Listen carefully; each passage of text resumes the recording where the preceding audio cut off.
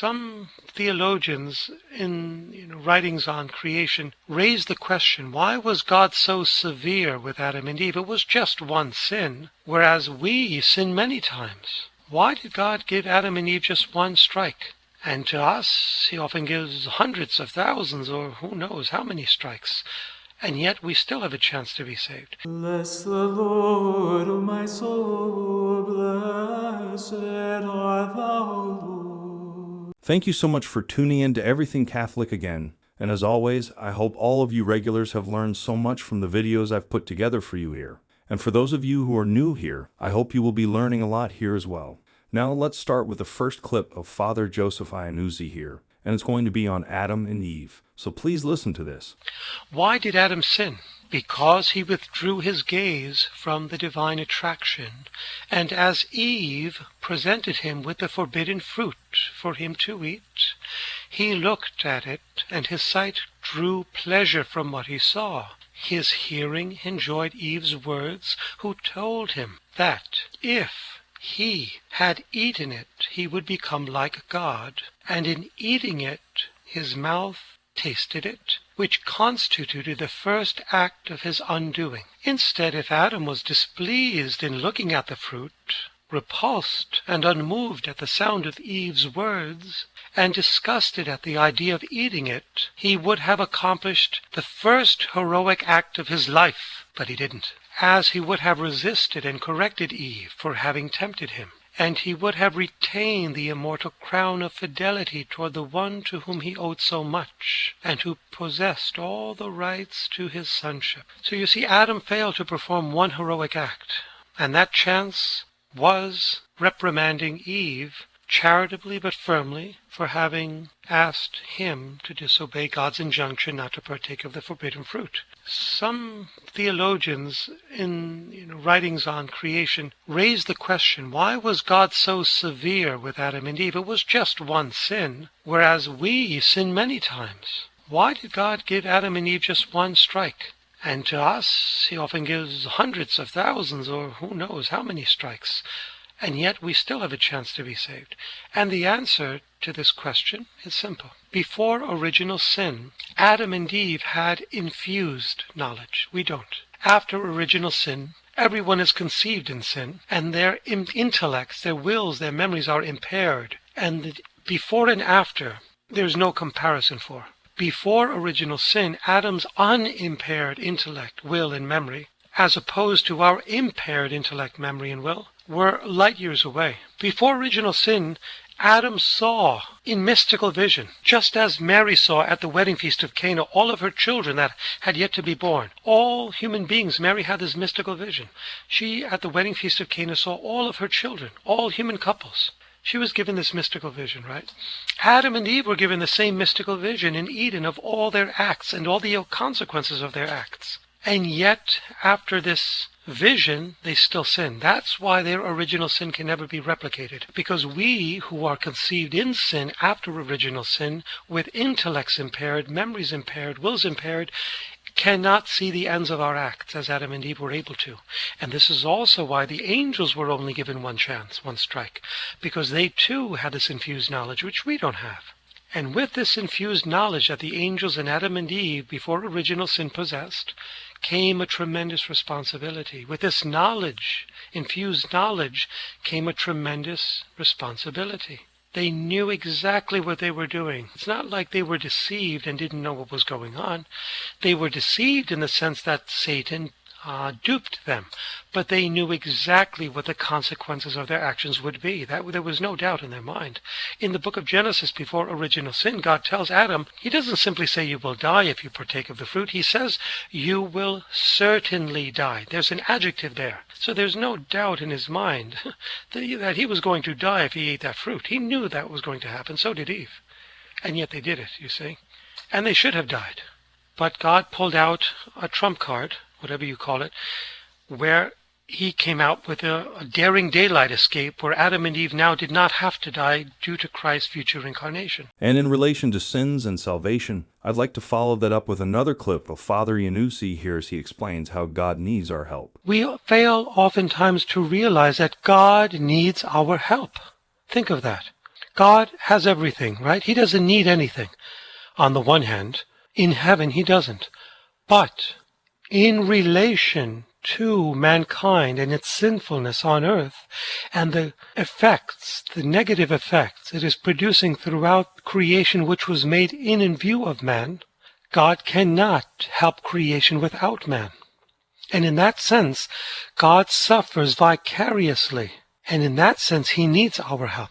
He made us the king and queen of the universe, in particular of this earth. And the more man fails to do the will of God and sins, the more creation suffers its consequences. And God cannot help us or creation without us. And it is in that sense that God needs our help and cannot help us without us. God cannot save us without us. This is a fact, a theological fact. So God therefore asks us to help us help creation by giving him, offering to him love, praise, thanksgiving, and reparation. Now at the start of this video, I thanked all of you regulars and new alike for being here, and I also hope all of you have learned so much from the videos here. And with that in mind, please listen to this about applying what we've learned to act on them. That of the three soul's faculties, intellect, memory, will, by far the greatest is the will. Greater than the intellect, greater than knowing is living. Okay? So the will is like the motor of the boat, the intellect is like the rudder guiding its course. So it's one thing to know something. It's another thing to actually live that reality of that which you know, right? Like the, what were they called, these philosophers. I did my laureate in philosophy before I did my doctorate in theology. And when I was doing my thesis for my philosophy degree, I had to address certain pragmatists like John Dewey and William James and ontologists and epistemologists in different schools of philosophy and their teachers. And there was a group, right? And they did not believe that reality, objective reality, existed, right? So the world around us and its matter and its objects and its creations is not real.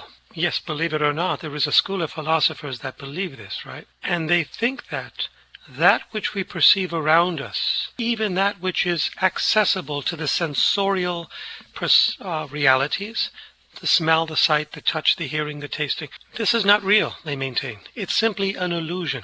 They know, all we can say, they maintain, is that these things exist, but we do know what they are. We just know that they are. We give them names, and that's where the reality ends. All right? Now, the Thomistic approach, which is realism, argues the opposite, that the world in which we live and its realities, its creations that are accessible to our senses, goes beyond simply knowing that it exists. We know why and what it is. All right? And the why and the what comes from God. It's a revelation. And it corresponds to objective realities. So while we know that it is, in addition to that, we know why and what it is. All right? Now, why do I mention this? Because when it comes to cognitive knowledge, that is simply saying what it is. That's it. It ends right there. I amass all the information I can in my small brain, which cannot contain it long because the brain is finite and limited and imperfect. I will lose some of that information over time, and I will not penetrate into the reality of that which I know, unless, after having apprehended that which I've read, that which I've understood, I live it. I embody it. Now, this is the hardest part, actually. Knowing is the easiest part.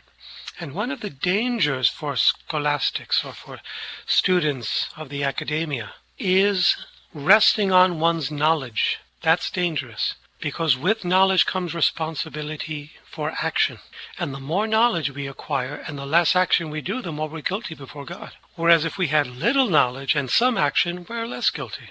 Didn't Jesus say in the Bible that because they knew, speaking of the Pharisees and scribes, but did not do the Father's will, they are deserving of more stripes, whereas those who did not know and did not do are deserving of less stripes. Knowledge, therefore, cognitive knowledge, brings with it responsibility, and that's okay as long as we act upon it, all right? And this is one of the things I caution myself about, reading a lot, studying a lot, and others. Don't try to let your intellect run ahead of your will. The idea is gather up all the information you can, and that's all right, But don't become headstrong. Don't become disproportionate where your brain is bigger than your heart or your will.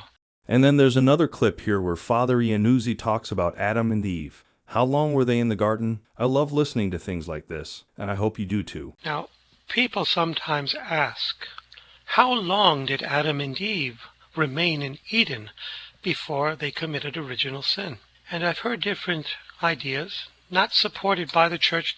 When I say not supported by the church, I'm not criticizing these ideas. They're good. What I'm saying is we must be mindful that the church has not made any declaration in this regard. So it's open to discussion.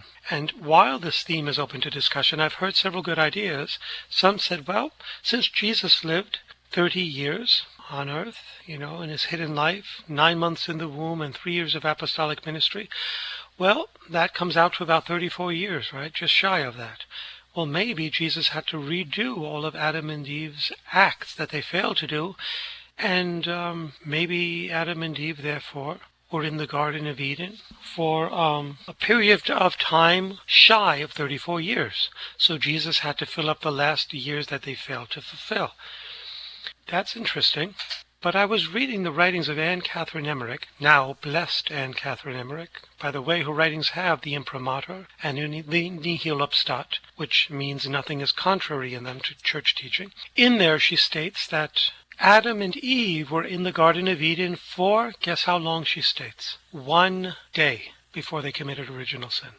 Well, that's her understanding of it, okay? Again, the church does not make a declaration of this, so it's open to discussion. For the last couple of clips here, I'd like to share these 2 clips of Father Iannuzzi sharing with us what Jesus said when it comes to virtues. Let's start with this one. The more man approaches death to encounter God, the more he ceases in the repetition of the virtues he acquired in his earthly journey, and encloses them and all of his acts in divine love. Many of us did not know this, but as the human gets older and older, right, the virtues become, as it were, second nature. This happens to everyone. Or the lack of virtues becomes second nature. So if a person has lived a relatively virtuous life, that relatively virtuous lifestyle will become easier to it as it gets older. If it has lived a relatively vicious life, that is, practicing not virtue but vice, that vicious lifestyle also will become second nature to it.